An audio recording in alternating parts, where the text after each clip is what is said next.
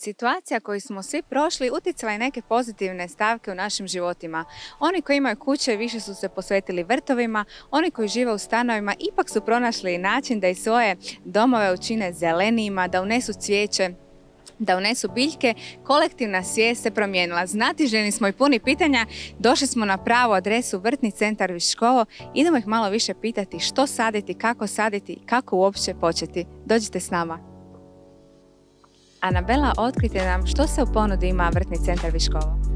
Pa evo, mi poslujemo zapravo od 1994. godine sa našom standardnom ponudom, to su perad, stočna hrana, hrana za kućne ljubimce i oprema, sve od poljoljekane, gnojiva, sjemena, sadnog materijala, pa do sobnog bilja, bilja iz rasadnika, ukrasnog bilja, cvijeća, isto tako svih vrsta sadnica, palmi i maslina.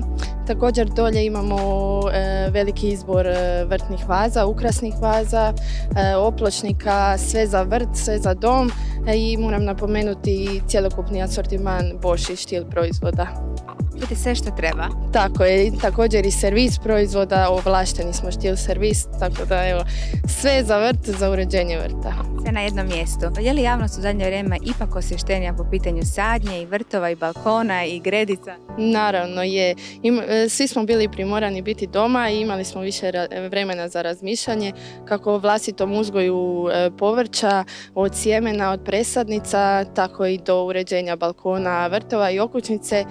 Svi su počeli više tražiti zapravo organske stvari, biosjemenje i sve kako bi upotpunili svoju oazu. Moram vas pitati, vi surađujete i sa privatnim korisnicima i sa poslovnim subjektima. Tako je, svi su nam dobrodošli. Tvrtka se zapravo temelji na maloprodaji, ali već dugi niz godina poslujemo i sa poslovnim korisnicima, sa diljem Hrvatske, sa hotelima, restoranima, kafićima, isto tako i sa komunalnim društvima i tvrtkama za uređenje okoliša. Mi smo tu i spremni smo za suradnju. Evo, sve ste rekli, hvala vam lijepo. Hvala vam. Pri prvom dolasku već nas se osvojilo cvijeće. Nikolina, ti ćeš nam malo više otkriti koje je cvijeće sada idealno za sadnje?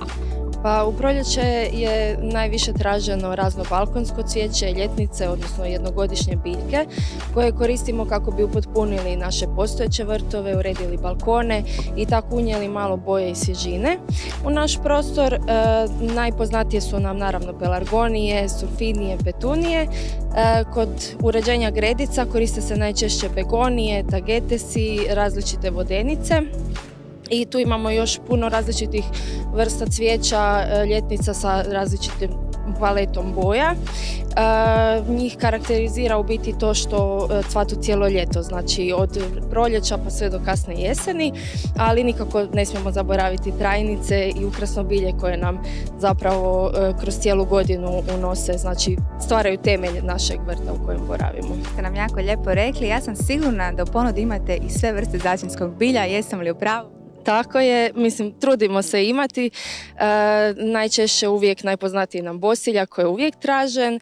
Od toga još od začina imamo i peršin, kopar, korijander, tražena je majčina dušica, odnosno timijan, origano.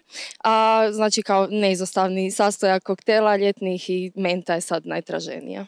Hvala vam. Hvala vam.